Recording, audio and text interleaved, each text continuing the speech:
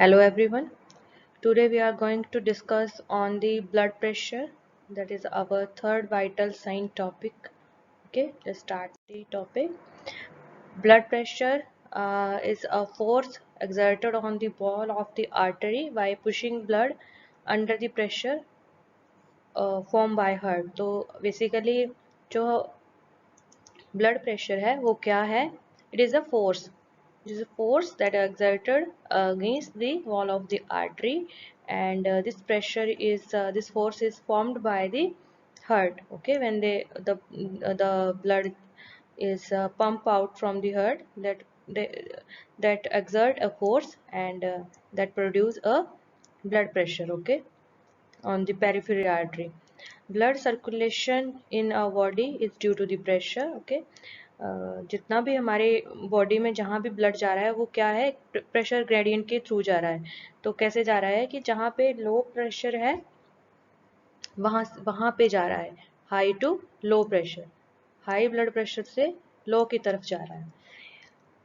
It move area, okay, that high blood pressure to low, and the contraction of the heart, the blood with the high blood pressure and go into the aorta, then this is known as systolic pressure. तो systolic क्या है कि ये वो pressure है जो जो मतलब हाई प्रेशर है. So the contraction of the heart force the blood with the high pressure into the aorta is known as the systolic pressure. And diastolic क्या है? When the ventricle are relaxed and and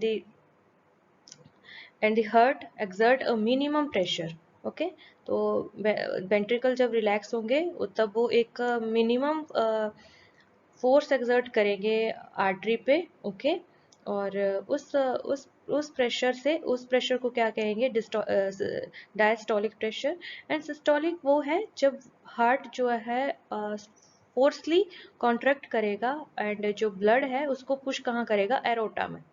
aorta में blood को push करेगा, तो उस वो जो एक प्रेशर प्रोड्यूस होगा, प्रेशर को कहेंगे systolic pressure. Okay, the difference between a pulse the difference between the systolic and the diastolic pressure, it is known as pulse difference. तो ये याद रखना है कि पल्स डिफरेंस क्या होता है, कंफ्यूज नहीं होना है. मान लीजिए कि एक पेशेंट का नॉर्मल बीपी कितना है? 120. ये एक एवरेज रेट है, ठीक है, कि हाँ हेल्दी पेशेंट का ये एक एवरेज बीपी होता है. तो ये बीपी है. ओके, अब हमें पल्स डिफरेंस फाइंड करना है. तो यहाँ पे ये जो है ये हाई प्रेशर, ये है systolic pressure, contraction of ventricles, and ये है low pressure, that is this diastolic pressure, and this is the relaxed stage of the ventricle. okay, तो अब हमें इन दोनों को 120 माइनस 80 करके डिफरेंस निकालना है सिस्टोलिक एंड डायसिस्टोलिक का. तो ये कितना निकलेगा? ये निकलेगा 40 निकलेगा. ओके, तो ये है एक pulse difference. Okay, so we are now see the next our topic, that is physiology of arterial blood pressure. तो यहाँ पे हम देखेंगे कि ब्लड प्रेशर प्रोड्यूस होने में जो क्या क्या फिजियोलॉजिकल चेंज आते हैं. तो basically blood is reflect of cardiac output, peripheral resistance, blood volume, viscosity and elasticity of the blood vessels. तो हम पढ़ेंगे सबसे पहले cardiac output. So in this, when the cardiac output is increased and they leads to increase the BP. okay, जब जैसे cardiac output बढ़ेगा BP increase होगा. ये हो गया फर्स्ट. सेकंड है peripheral resistance, means the blood vessel that are on the peripheral side of the body and their resistance, उनकी resistance में क्या होगा, तो मतलब इंक्रीज होगी तो क्या होगा बीपी पे. तो देखते हैं, यहाँ पे लिखा है small lumen of the blood vessels, means when the blood vessels are going to contract they have a great peripheral vascular resistance to the blood flow, and that lead to increase the BP. means जैसे जैसे blood vessels जितनी contract होंगी, जितना small lumen होगा, उतनी ज़्यादा periphery resistance होगी to the blood flow, and that leads, उससे क्या होगा? बीपी इंक्रीज होगा. ओके, तो पेरिफेरी रेजिस्टेंस बढ़ने से बीपी इंक्रीज हो रहा है. अब थर्ड है volume blood volume. In a patient have their circulatory blood volume going to fall. Okay, उसका क्या हुआ, blood volume अब क्या है, नीचे गिर गया है. Like in case hemorrhage and dehydration, इन दोनों केसों में, और like vomiting and diarrhea, ये भी blood volume को fall करते हैं. तो जैसे blood volume नीचे गिरेगा, fall होगा, तो BP increase होगा. तो यहाँ क्या है, decrease in blood volume increase the BP. अब है चौथा, फोर्थ पॉइंट है विस्कोसिटी. लाइक जैसे यहाँ पे लिखा है कि increase in the thickness and viscosity of the blood.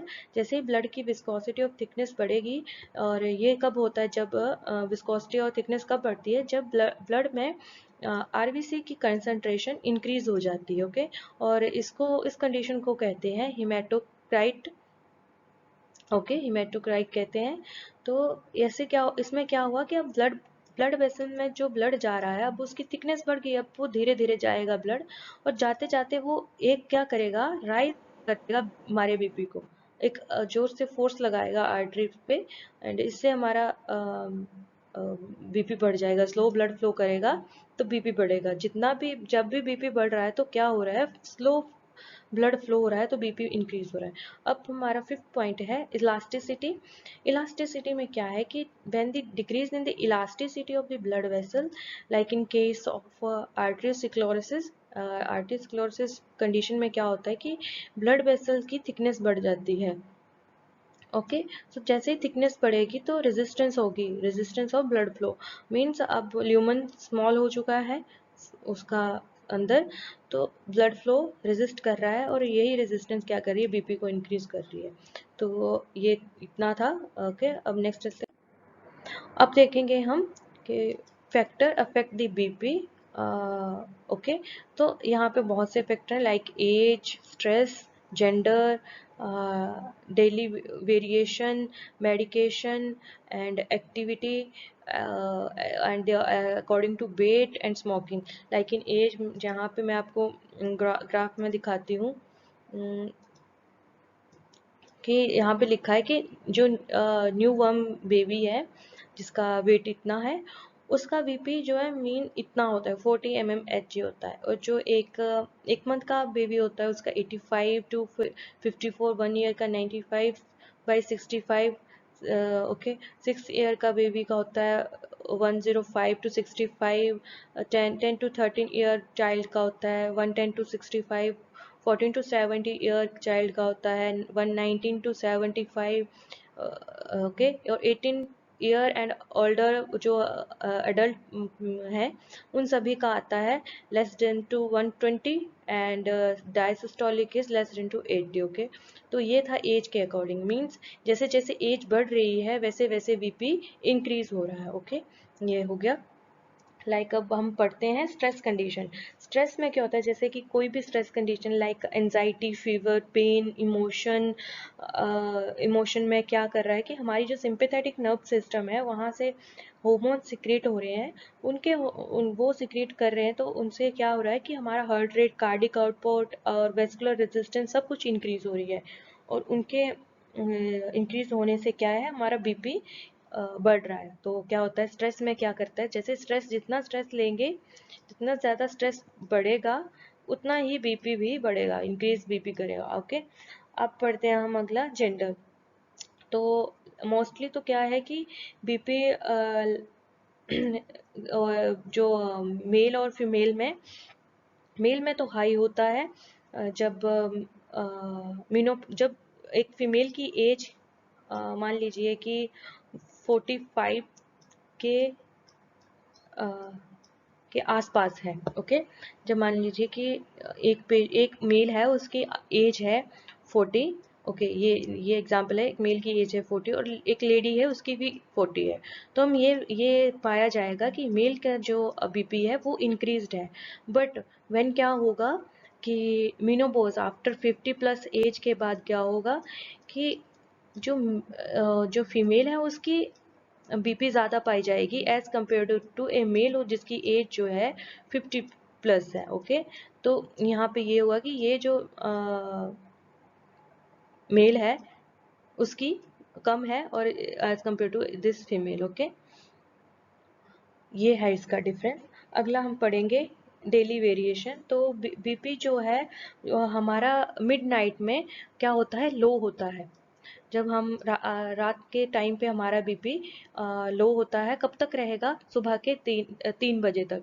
तो like after mid night, like 12 AM के बाद से लेके 3 AM तक हमारा बीपी क्या रहेगा, स्लो रहेगा। और फिर धीरे धीरे इंक्रीज होता है, और इंक्रीज रहता है 6 AM तक, और फिर धीरे धीरे ग्रेजुअली डिक्रीज। तो वो तो अकॉर्डिंग टू एक्टिविटी की क्या कर रहा है, तो उसके हिसाब से तो बीपी इंक्रीज डिक्रीज होता है। तो यहाँ पे इतना याद रखना है कि मिड नाइट में हमारा बीपी लो होता है, और धीरे धीरे ग्रेजुअली 6 PM तक धीरे धीरे बढ़ता है। और सम मेडिकेशन है जो बीपी को इंक्रीज भी करती हैं और डिक्रीज भी करती हैं, तो this is not our part of discussion. अगला क्या है कि एक्टिविटी एंड वेट। लाइक कोई पर्सन है, वो हैवी एक्सरसाइज कर रहा है, लॉन्ग टाइम पे एक्सरसाइज कर रहा है, तो उसका हार्ट रेट इंक्रीज होगा, तो वो क्या करेगा, बीपी को इंक्रीज करेगा। Okay, cardiac heart rate cardiac output को इंक्रीज करेगा, और कार्डिक आउटपुट से बीपी इंक्रीज होगा।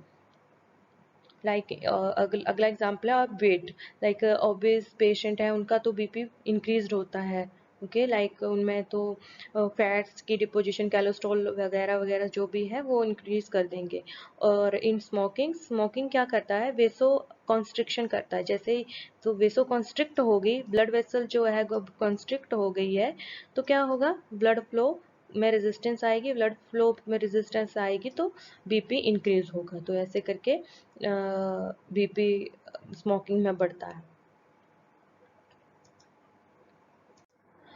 अब हमारा नेक्स्ट टॉपिक है हाइपरटेंशन। तो hypertension is most common alternation in BP, and this is means increased in BP, so that is known as hypertension.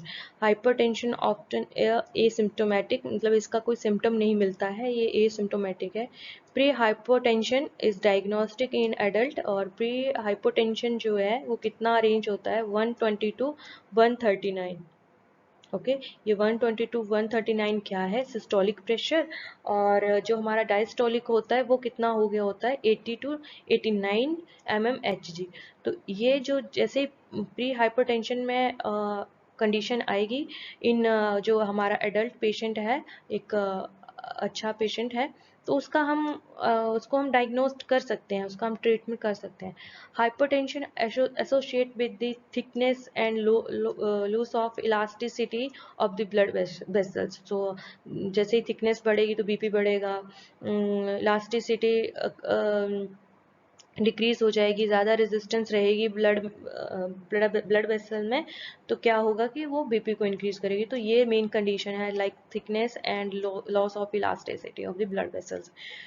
Peoples with the family history of hypertension have a high risk of their in development of high BP. Like किसी की family में कोई mother, उनके parents जो हैं hypertension है उनके family में, तो उनके जो बच्चे हैं, उनके अगली नेक्स्ट जनरेशन है, तो वो भी हाइपरटेंशन हो सकता है उनमें, वो भी प्रोन है, हाईली रिस्क है वो भी। Obvious cigarette smoking, heavy alcohol consumption, high salt intake, sedentary life, continued exposure to stress, also they are the main reason that leads to hypertension. So आप देख सकते हैं जितने भी hypertension patient हैं मैक्सिमम obese होंगे, ओके, जो like cigarette smoking होंगे मेल्स, हाई अल्कोहल कंजप्शन वगैरह जितना भी है, ये हाइपरटेंशन को बढ़ावा करता है। तो ये इन चीज़ों के से दूर रहना, स्ट्रेस, कंटिन्यू स्ट्रेस में रह रहे हैं, जैसे कि ऑफिस में वर्क करता पर्सन और कंटिन्यू स्ट्रेस है उसको कि ये भी प्रेजेंटेशन देना, वैसा करना, ऐसा करना, तो उन चीज़ों को अवॉइड करो, तो तभी हमारा हाइपरटेंशन से हम बच पाएंगे। नेक्स्ट है हाइपोटेंशन। हाइपोटेंशन क्या है कि it is a condition in which systolic pressure fall in 90 mmHg and below at this point. Okay, तो यहाँ पे सिस्टोलिक जो है 120 था, एक कंडीशन है, आइडियल कंडीशन है कि इतना बीपी होना चाहिए सिस्टोलिक, वो कहाँ पे पहुंच गया है, 19 पे, 90 पे। Okay, some people low BP is abnormal finding associated with the illness. Hypertension occur due to the dilation of the vessels and fall in the blood volume in condition of hemorrhage and failure in the heart muscles to pump the blood adequately. Okay, so ये condition है myocardic infection की. Okay ये है myocardial infection में क्या होता है कि जो हार्ट मसल्स हैं वो फेल कर जाती हैं to pump the blood adequately. Okay, तो ये आपको समझ आ गया. हाइपोटेंशन में क्या हो रहा है कि ब्लड वेसल्स डायलेट कर रही हैं, ब्लड वेसल डायलेट हो रही हैं, तो ये बीपी प्रेशर अच्छे से नहीं प्रोड्यूस हो रहा है, तो बीपी हमारा फॉल हो रहा है. दूसरी कंडीशन क्या है कि ये ब्लड वॉल्यूम फॉल हो चुका है, तो बीपी फॉल हो गया. Failure in the heart muscles अच्छे से वर्क नहीं कर रही हैं, तो पंप नहीं कर रही हैं, तो फोर्स नहीं प्रोड्यूस हो रही. फोर्स नहीं होगी तो बीपी नहीं बन रहा है. हमारा अगला है ऑर्थोस्टैटिक हाइपोटेंशन. ऑर्थोस्टैटिक हाइपोटेंशन में क्या है कि जैसे ये एक नॉर्मल पर्सन में भी होता है कि जैसे कोई पर्सन है वो लेड ऑन है, लेटा है बेड पे, और जैसे वो सिटिंग पोजीशन पे आएगा और या स्टैंडिंग पोजीशन में आएगा उसका बीपी ड्रॉप करेगा और ड्रॉप करेगा विद इन 3 मिनट. 3 मिनट्स के लिए वो ऐसा उसमें एरर आ जाएगा बीपी में. तो ये है ऑर्थोस्टैटिक हाइपोटेंशन. इसको क्या कहते हैं, पोस्चरल हाइपोटेंशन. मतलब जैसे पोजीशन चेंज की बीपी में, बीपी लो हो गया. ओके, अक्कर व्हेन अ नॉर्मोटेंसिव का मीनिंग हुआ जिसका बीपी नॉर्मल है, इसके बीपी नॉर्मल है. A person develop a symptom and drop in this systolic pressure and diastolic pressure by at least 20 mmHg within 3 minutes of a rise to upright position. मतलब कि वो खड़ा हो रहा है जब, तो उसके बीपी जो है 20 mmHg डिक्रीज हो रहा है विद इन 3 मिनट्स में, तो उसको कहेंगे ऑर्थोस्टैटिक हाइपोटेंशन. और ये जो ऑर्थोस्टैटिक हाइपोटेंशन है ये रिस्क कब बन जाता है, लाइक जब सर्जरी हुई, आफ्टर सर्जरी हुई है, उसमें एनेस्थीसिया दिया गया है पेशेंट को, तो जो हमारी पेरिफेरी की ब्लड वेसल्स हैं वो अच्छे से कॉन्ट्रैक्ट नहीं हो पाएंगी. ओके, तो जैसे हम पेशेंट को मतलब मोबिलेट करेंगे, चलाएंगे, तो उसका बीपी एकदम से गिर जाएगा. वैसे भी सर्जरी में उसका ब्लड लॉस हुआ है, एनेस्थीसिया दिया है, अच्छे से रिफ्लेक्स नहीं आ रहे हैं, तो उस कारण से उसका बीपी वैसे भी बहुत लो है, और हम उसे मोबिलेट करेंगे, अकेला चलेगा तो वो गिर जाता है. तो उस कंडीशन में आता है ये भी, यहाँ पे भी उस पेशेंट में भी ऑर्थोस्टैटिक हाइपोटेंशन जो रिस्क है कि उसको गिर जाएगा, फिर हेमरेज होगी, अलग अलग चीज़ें हैं.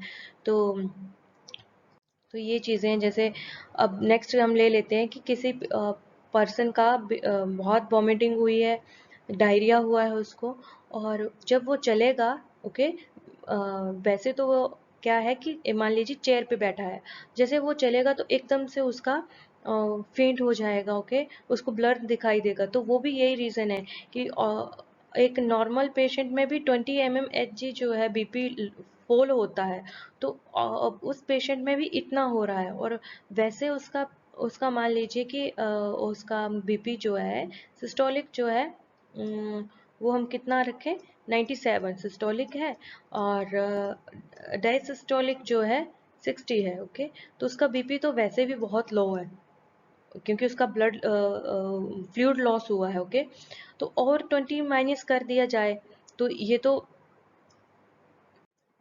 तो 57 के आसपास आ जाएगा हमारा सिस्टोलिक, और इतना हो गया तो ये तो इमरजेंसी कंडीशन हो गई.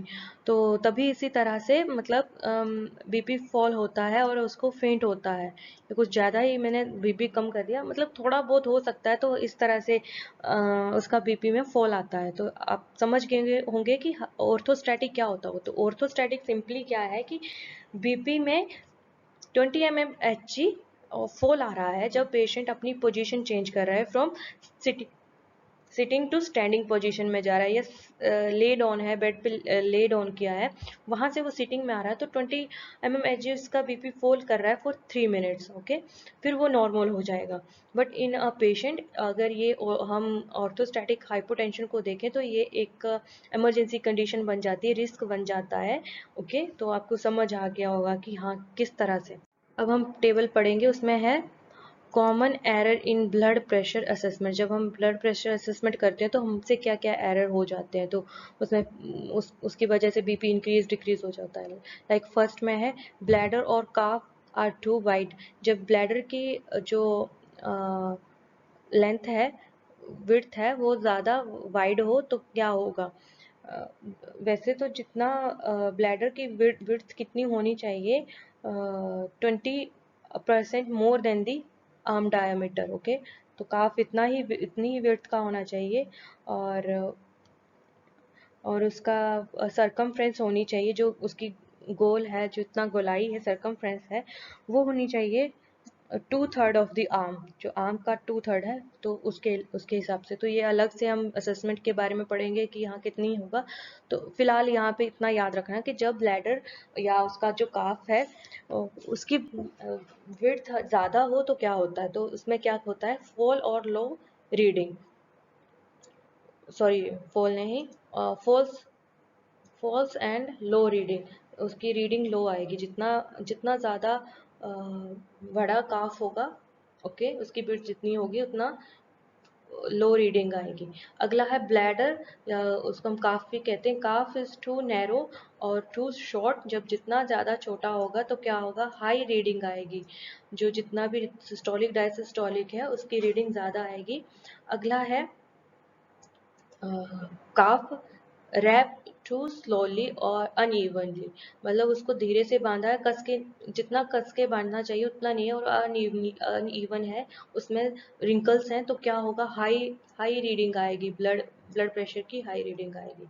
तो थर्ड अगला है डिफ्लेटिंग काफ टू स्लोली। जब हम काफ को डिफ्लेट कर रहे हैं तो उसको स्लोली कर रहे हैं, धीरे धीरे कर रहे हैं, तो क्या रीडिंग आएगी, high diastolic reading are occurring, okay. तो वहाँ पे डायसिस्टोलिक रीडिंग जो है फॉल्स आएगी, हाई आएगी। When the deflate calf is so quickly, quick कर रहे हैं तो low systolic and high diastolic, तो ओके। तो दोनों में जितना डिफ्लेट और क्विकली और स्लोली कर रहे हैं, तो जो हमारा डायसिस्टोलिक प्रेशर है वो हाई आ रहा है। और बस इसमें ही है, जब हम क्विकली उसको डिफ्लेट करेंगे तब हमारा सिस्टोलिक लो आएगा। बस इतना याद रखना है, 3-4 बार पढ़ेंगे तो ये रिमेम्बर हो जाएगा। जब arm below the heart level है, जब वैसे तो हार्ट लेवल पे होना चाहिए जब हम बीपी लेते हैं, अगर उसके बिलो आ गई, हार्ट के नीचे आर्म आ गई है, तो क्या रीडिंग आएगी, हाई रीडिंग आएगी। सिस्टोलिक को या डायसिस्टोलिक, दोनों रीडिंग हाई आएगी। अब हो गया तो लो आएगी। अब हेड के पास पहुंच गया आर्म तो लो आएगी।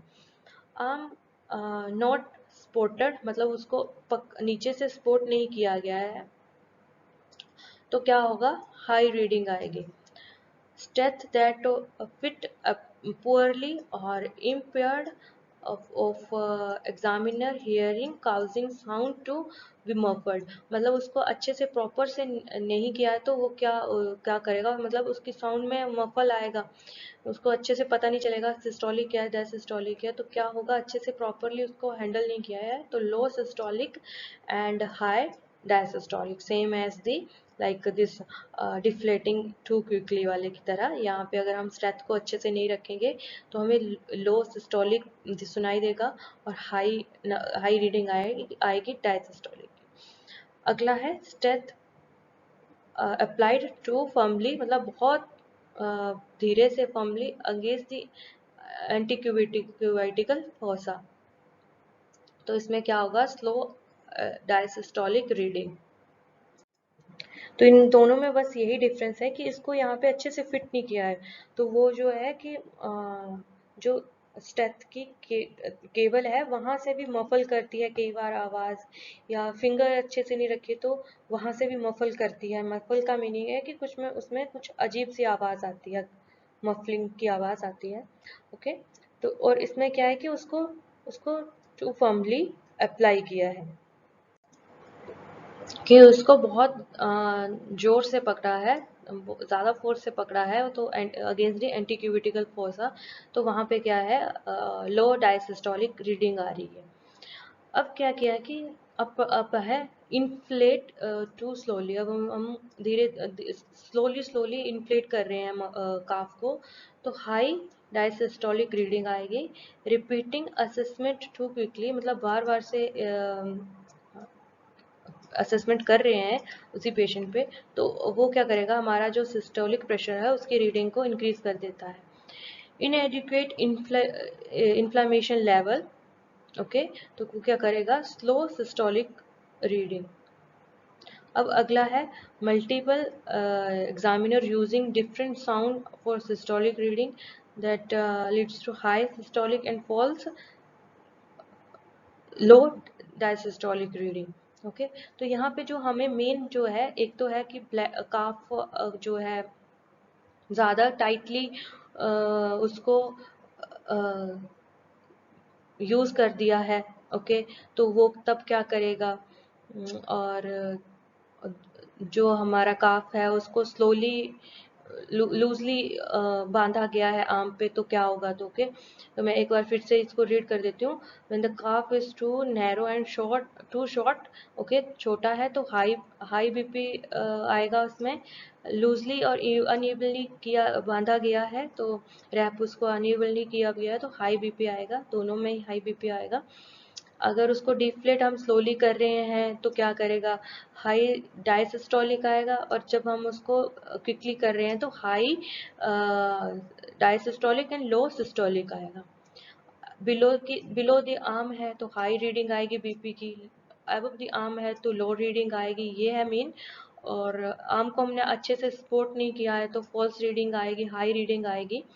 और इन्फ्लेट कर रहे हैं हम स्लोली तो हाई डायसिस्टोलिक रीडिंग आएगी। ओके, तो ये है मेन, तो ये याद रखना है। I hope you understand each point. If you have any doubt, any query, please ask me in the comment box. I definitely answer your queries and questions. Keep watching my video. Okay.